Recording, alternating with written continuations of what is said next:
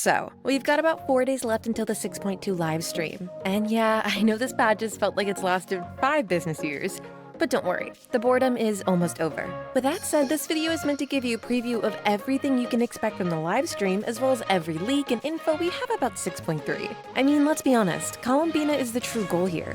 Hence, it's best we cover everything we know about her so far, such as her artifacts and the likes. As always, this video will be packed and juicy, so sit back and let's get into it. Now, to keep things orderly, we'll be covering the 6.2 information before going over to 6.3. Version 6.2 is expected to drop on December 3rd and run all the way into January. That means it's the patch right before Lantern Rite, and as you already know, Lantern Rite is always stacked with rewards and heartwarming moments. So yeah, all that with Columbina coming in 6.3 right after? Yep, things are about to get very exciting. Anyways, let's start with the banners. Now, sadly, no new 4-stars have been revealed by HomDG, so there are really no interesting changes there. But for those who may have forgotten the expected character and phases, then let me remind you real quick. In the first phase, we'll be having Dirt and Venti, while we're getting Xianyun and Verisa in the second phase. Yes, I know it sounds pretty off, but that's really the final conclusion of all my analysis. Generally, when I predict this stuff, the reason why it's decently accurate is because I scale each banner probability without being biased in any way. With that said, I know you have questions, but don't worry, I'll clear them out. You see, the Abyss reset is coming on the 16th of December, which is 12 days after the banner release. Now, as you might have noticed, it'll overlap into the second phase banners. Now, although the blessings are supporting Verisa and Durin, it somewhat be a big issue for the second phase characters. See where the issue is? Exactly. But wait, you've got me here to guide you, and I have reasons for picking what I pick. You see, aside from the Abyss blessing, we have the overall blessing, which is called When the Whirlwind Moon. It states that when the active character triggers Swirl on an opponent, a shockwave will be unleashed, dealing true damage. So yeah, it's quite obvious that this is made to support Venti. So compiling that information, plus the Hexen Circle buff, plus the fact that he himself is getting a new signature weapon in that phase, and plus the fact that he himself gets a rework in that phase, then it's absolutely safe to expect him in that phase. And since Durin is new, he simply is guaranteed the first slot. Anyways, that's it for the banners. Let's go over the changes coming in the next patch. Things like the quality of life and other stuff which you might miss if you didn't know were changed. But before going over that, let's talk about the quality of life discount at LD Shop. Dang, that was kinda corny, wasn't it? Anyways, our lady here, LD Shop, is slashing prices on your daily Genshin expenses. For example, here's a $100 top-up going for $75, and here's 5 Welkins going for $16. Like, come on.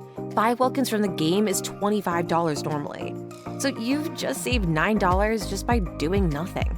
By the way, I've tested them many times over and they've never fricked me over. And as always, if you spend over $80 in a month, you'll get a Welkin or its equivalent in other gacha games. The catch?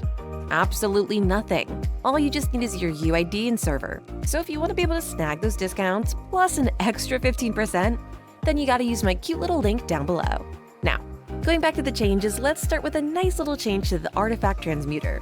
Previously, you could only make 1 artifact for the whole 42 days of the patch. I know, right? Crazy scheduling. Well, reality has dawned upon them, and it seems they're switching things up by allowing us to make 1 per each phase, thus meaning we can make 2 artifacts per patch. The only limiting factor? Yep, your elixir. So perhaps if you've hoarded it all these days, then that won't be an issue for you. The second change is in regards to an activity that we all do daily, and it's the dailies. Starting from 6.2, daily commission rewards will provide extra rewards, such as weapons, artifacts, and level up materials. It's a little change, but it's worth it in the long run. Thirdly, after completing all the Witch's homework quest, or in other words, the Hexen Circle quest, you'll be able to select between Sucrose, Razor, and Fischl to join your roster. Obviously, Sucrose here is the sweet spot for those who don't have her or her C6. But hey, pick who suits your fancy. Now, we have something very interesting and unique in 6.2. You know how Llama once said the golden land of Hyperborea, or something like that? Well, it seems that we won't be getting a direct map expansion in 6.2, but we will be able to explore the land of Hyperborea. Now, whether if it'll be a permanent addition is for you to guess. Moving on, if you're the type who's interested in Alice and Nicole, well, 6.2 is the patch where you'll finally get to see them and their design in its full glory. That said, both Alice and Nicole are expected to be Pyro and Geo respectively, but we can't say for certain until we get a glimpse of their vision during the quest. And with that, we've covered everything for 6.2. Feels like I'm missing something, right? But nope. I simply just didn't explain all the kit changes since I realized that you guys aren't into that type of stuff. But let me know in the comments if you are. Now onto 6.3, this is where things get really interesting. Version 6.3 falls right into Lantern Rite, and as much as we are expecting a new Adeptus character for Lantern Rite, generally everyone expected her to be a Nemo. But HXG came out to clarify that she can be other elements, but a Nemo isn't part of it. Anyways, 6.3 will be bountiful, yes, but it's even more bountiful when you consider the fact that we are getting quite a massive map expansion. From the side-to-side view of it, we can see that it's bigger than the current Nodcry map, meaning we can expect more overall chests. Aside from that, you should keep in mind that it entails the Lightkeeper's headquarters, which is honestly the cornerstone of this map. So in some ways, we're expecting a whole new region with its own different enemies and the likes. Moving on from enemies, let's get into allies. So in 6.3, we are expecting a new artifact set for the one and only Columbina, obviously. Now the main prefixes of the artifact aren't currently known, but if I get any info, I'll make sure to post it as a short. Now in terms of Columbina phase, it's pretty obvious that she'd be in the first phase, accompanied by probably Neuvillette, while we'll still be getting the Adeptus in the second phase, accompanied by a Scoffy. Sure, changes could still happen, but this is the best info we have right now. With that being said, that's about it. Dang, that felt so short. I mean, it explains why I haven't posted so often recently. There really just isn't any news yet. With that said, if you have any further questions, then feel free to ask in the comments. I'll try my best to answer when I see them. Anyways, take care of yourself, and I'll catch you in the next one. Bye!